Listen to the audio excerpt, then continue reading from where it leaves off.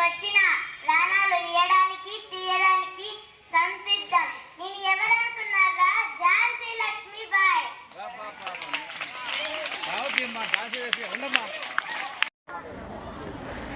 భారత్ మాతా కే, భారత్ మాతా కే, భారత్ మాతా కే. భారతదేశం నా మాతృభూమిగా ఈ భూమిలో జన్మించినందుకు మరి నా తల్లిదండ్రులకి మరి ముఖ్యంగా ఈరోజు ఇలాగా మాట్లాడుతున్నానంటే నాకు విద్య చెప్పినటువంటి గురువులకి, నా స్నేహితులకి, అలాగే ఈ యొక్క మున్సిపల్ పెద్ద స్కూల్, మున్సిపల్ హై స్కూల్ లో ఉన్నటువంటి నాకు ఈ అవకాశం ఇచ్చినటువంటి ప్రధాన ఉపాధ్యాయులకి, మరి ఇక్కడ ఉన్నటువంటి సార్లకి, మేడమ్స్ కి, మరి స్టాఫ్ కి, మరి ముఖ్యంగా స్కూల్ యాజమాన్యం చైర్పర్సన్ గారికి, వైస్ చైర్పర్సన్ గారికి, మరి ఇక్కడ ఉన్నటువంటి పూర్వ ప్రముఖులు కౌన్సిలర్ గారు శ్రీరామ్ గారికి, అలాగే అందరూ కూడా పిల్లలకి అందరికి కూడా పేరు పేరున స్వాతంత్ర దినోత్సవ శుభాకాంక్షలు తెలియజేసుకుంటున్నా. మరి దాదాపు రవి అస్తమించని బ్రిటిష్ సామ్రాజ్యాన్ని, రవి అస్తమించని బ్రిటిష్ సామ్రాజ్యం అంటే ఏంటి? రవి అంటే సూర్యుడు, సూర్యుడు అస్తమించని అంటే ఈ భూమండలం అంతా కూడా ఎక్కడైతే సూర్యుడు అస్తమించకుండా అంటే మొత్తం అంతా కబ్జా చేసుకొని తమ కబంధ హస్తాల మీద ఆధిపత్యం చెలాయిస్తున్నటువంటి బ్రిటిష్ సామ్రాజ్యాన్ని కుక్కటి వేళ్లతో వెక్కిలించినటువంటి ఎందరో మహానుభావులు, లక్షల మంది తమ ప్రాణాలను త్యాగం చేసి, మరీ ముఖ్యంగా శ్రీమూర్తులు చెప్పుకుంటే చరిత్ర ఒకసారి నెమరు వేసుకుంటే చాలా చాలా కూడా మరి తమ ప్రాణాలను కూడా పణంగా పెట్టి భావి భారత ప్రజాస్వామిక గణతంత్ర రాజ్యాంగంగా ఉండాలని, స్వాతంత్రం కావాలనేటువంటి ఆలోచన విధానంతో స్వాతంత్ర పోరాటం దాదాపు మన దగ్గరికి ఒక సేవకులుగా వచ్చినటువంటి బ్రిటిషర్లు మన మీద బ్రిటిష్ ఈస్ట్ ఇండియా కంపెనీ పేరుతో మన మీద అధిమాష చేసి 200 సంవత్సరాలు ఇక్కడ ఉన్నటువంటి రాజులని సామంతులుగా చేసుకొని పరిపాలించినటువంటి ఆ ఒక్క బ్రిటిషర్ని తరిమి కొట్టినటువంటి దినోత్సవంగా, మరి స్వాతంత్ర దినోత్సవంగా దాదాపు 79 సంవత్సరాలు పూర్తి చేసుకొని ఘనంగా 80వ సంవత్సరంలోకి ప్రవేశిస్తున్నటువంటిది. మరి ఈ 79 సంవత్సరాలు మనం సాధించినటువంటి ఘనత ఏంటి, మనం సాధించినటువంటి అభివృద్ధి ఏంటి, మనం సాధించినటువంటి ఆశయం ఏంటి, మన పూర్వీకులు వాళ్ళ ప్రాణ త్యాగానికి ఫలితం ఏంటి అనేటువంటిది మనం ఆలోచించుకోవాల్సినటువంటి అవసరం ఉన్నది. అందుకనే దాదాపు ఆగస్టు 15వ తేదీన ఘనంగా స్వాతంత్ర దినోత్సవం జరుపుకుంటున్నాం. మరి అలాగే రాజ్యాంగం అమలైనటువంటి రోజుగా జనవరి 26వ తేదీన గణతంత్ర దినోత్సవంగా జరుపుకుంటున్నాం. మరి ప్రతి ఏటా కూడా ఈ ఎక్కడ కానీ మనం ఒకసారి ఆలోచించాలి. హిందువులకి అనేక పండుగలు ఉన్నాయి, ముస్లింస్ కి రంజాన్ బక్రీద్ పండుగ ఉంది, క్రిస్టియన్స్ కి క్రిస్మస్ ఉంది, ఈస్టర్, సిక్కు, బౌద్ధులు అనేక మందికి అనేక పండుగలు ఉన్నాయి.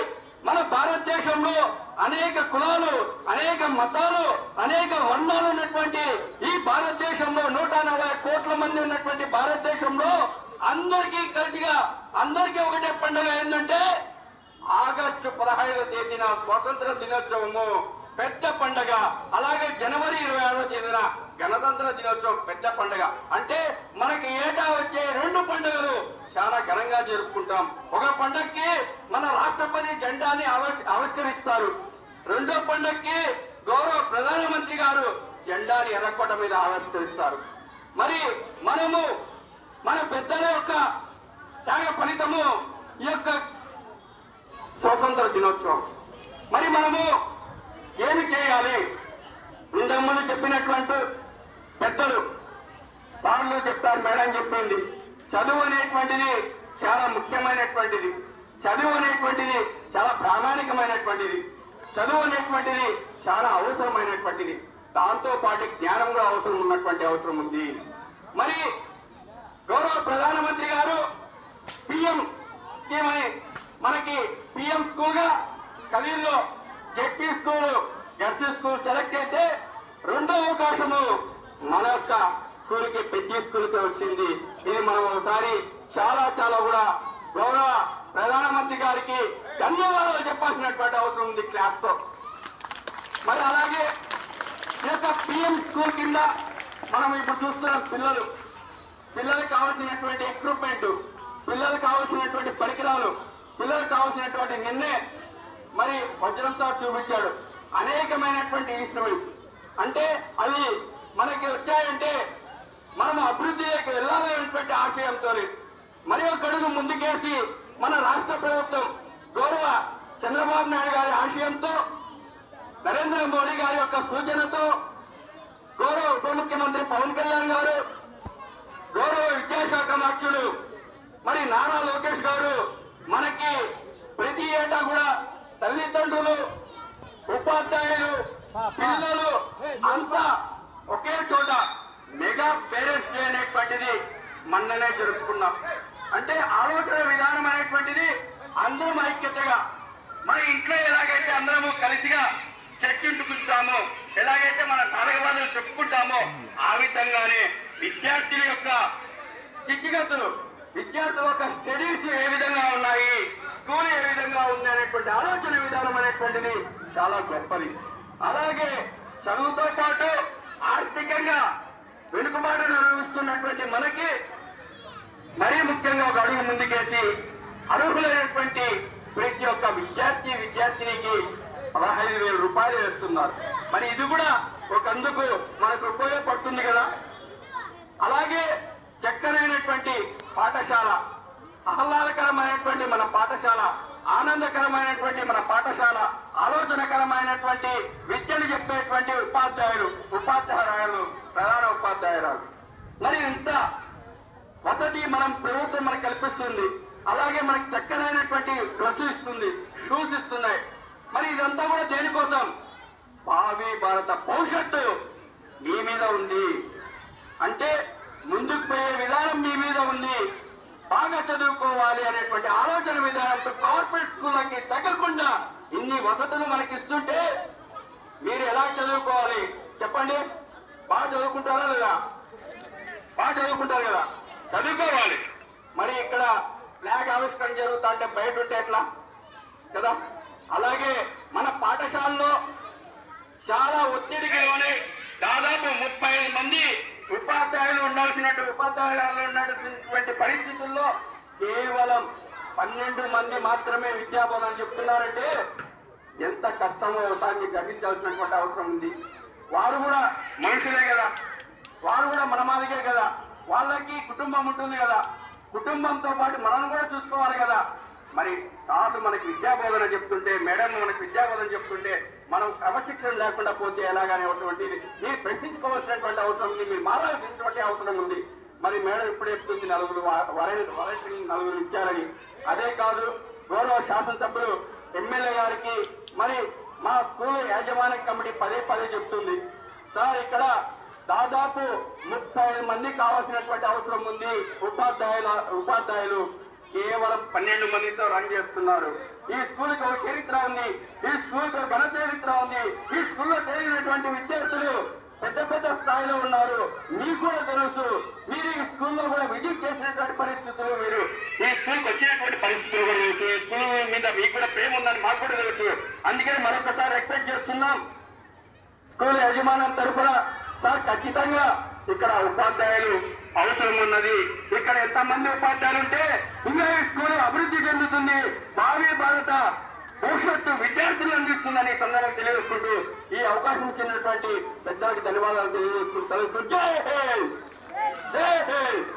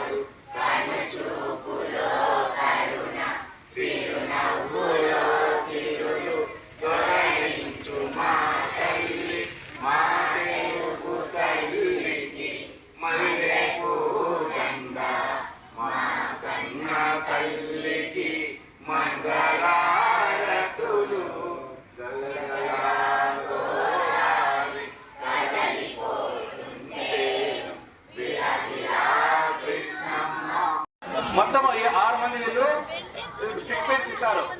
Team leader Vignesh, Vignan, 9th class girl, running race, first prize goes to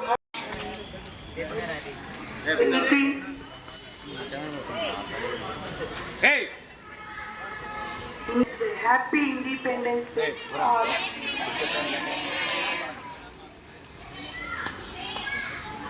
ఈరోజు మనం ఎందుకు ఈ పండుగ జరుపుకుంటున్నామో మీ అందరికీ బాగా తెలుసు. ఎందరో మహానుభావులు వారి జీవితాలను త్యాగం చేసి ఎన్నో పోరాటాలు చేసి మనకు స్ఫూర్తిదాయకమై వారు మనకి స్వాతంత్రాన్ని సంపాదించి పెట్టారు. వారిలో ముఖ్యులు మహాత్మా గాంధీ, తర్వాత అంబేద్కర్, భగత్ సింగ్, నేతాజీ సుభాష్ చంద్రబోస్, ఇలా చాలా మంది వీరులు ఉన్నారు. వారందరినీ స్మరించుకోవడానికి ప్రతి సంవత్సరం ఆగస్టు 15న మనం పండుగ జరుపుకుంటున్నాం. భారతదేశంలో అందరూ అనేక మతాలు వాళ్ళందరం ఉన్నాం, కానీ అందరూ కలిసి జరుపుకునే పండుగ ఆగస్ట్ 15, ఇంకొకటి జనవరి 26 కదా. ఇలాగా వాళ్ళు మనల్ని మంచి బాటలో నడవాలని చెప్పారు. దేనికి? మహాత్మా గాంధీ అయితే చాలా ఆయన ఉప్పు సత్యాగ్రహం చేశారు. తర్వాత ఆయన ఆయుధమే ఏమి అంటే నాన్ వైలెన్స్, అహింస, ఎవరిని కూడా దండించడం.